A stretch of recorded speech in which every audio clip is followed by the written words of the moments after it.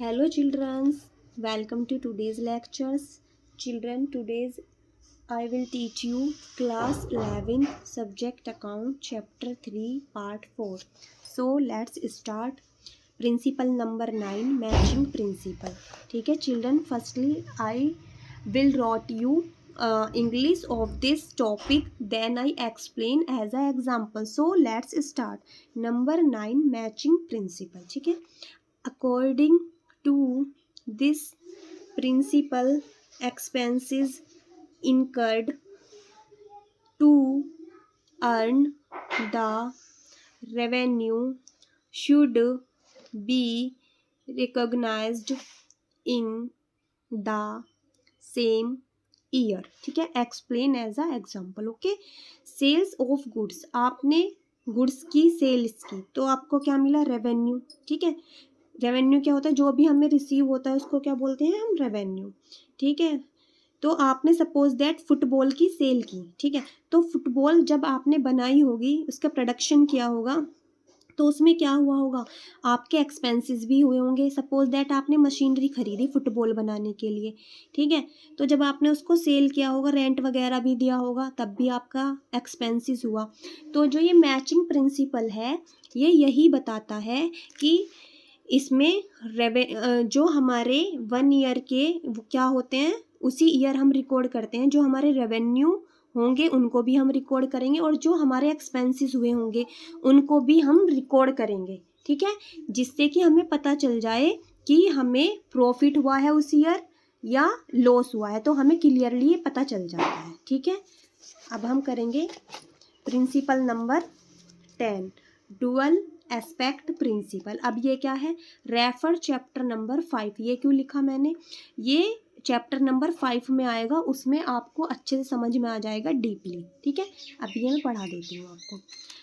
Every transaction has 2 aspects, only this principle के according.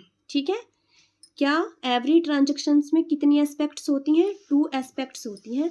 ठीक है, एक को बोलेंगे हम डेबिट और एक को बोलते हैं हम क्रेडिट. ठीक है, डेबिट को मानेंगे हम assets, only for this principle के अकॉर्डिंग. Okay, assets. और क्रेडिट को मानेंगे हम capital plus liability.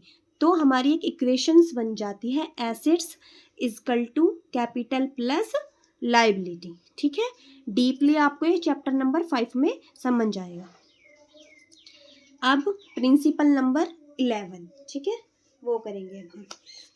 Verifiable objective concepts.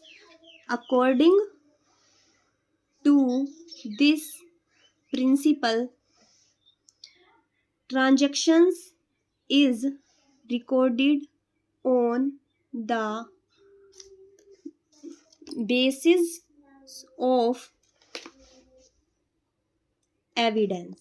ठीक है, इस प्रिंसिपल के अकॉर्डिंग क्या होगा? ट्रांजेक्शन्स कब रिकॉर्ड होती है? जब हमारे पास उसका कोई एविडेंस होगा, उसका हमारे पास कोई क्या होगा? सबूत होगा. जैसे एग्जाम्पल बिल्स हो गया, रिसीप्ट्स होगी. सपोज दैट आप अपने बच्चे की क्या करने जाते हो? स्कूल में फीस डिपॉजिट करने जाते हो. ठीक है, एज ए एग्जाम्पल मैं आपको एक्सप्लेन करती हूँ. मैं अपने बच्चे की फीस डिपॉजिट करने गई स्कूल में. ठीक है, तो स्कूल वालों ने क्या दी मुझे? रिसीप्ट्स दी. एक मुझे दी और एक अपने पास रख ली.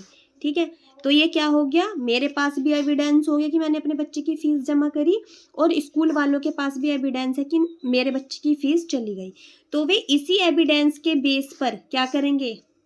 अकाउंटिंग में अपनी क्या करेंगे? अपने रिकॉर्ड्स में एंट्री करेंगे कि उस बच्चे की फीस आ गई.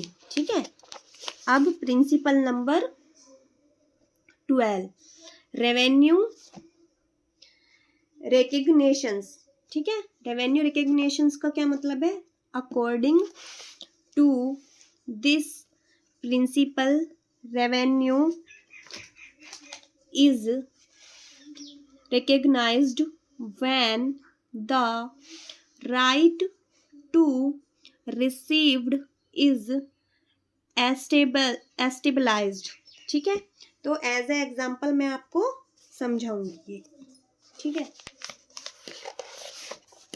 अब एग्जाम्पल, सपोज दैट आप क्या करते हो, आपका बिजनेस है कंप्यूटर का, ठीक है, कंप्यूटर सेल करने का, ठीक है। अब आपने क्या किया, आपने 27 जनवरी को कंप्यूटर क्या कर दिया, सेल कर दिया, ठीक है। लेकिन जिस पर्सन को आपने कंप्यूटर सेल किया उसने बोला कि मैम अभी मेरे पास पैसे नहीं है, मैं आपके पैसे 1 मंथ बाद दूंगी, मतलब कि 28 फेब को या 27 फेब को दूंगी। मैंने बोला ठीक है, ठीक है। तो हमने कंप्यूटर भी डिलीवर्ड कर दिया। तो रेवेन्यू तब तक नहीं माना जाता जब तक आपने उसे कमा लिया, ठीक है।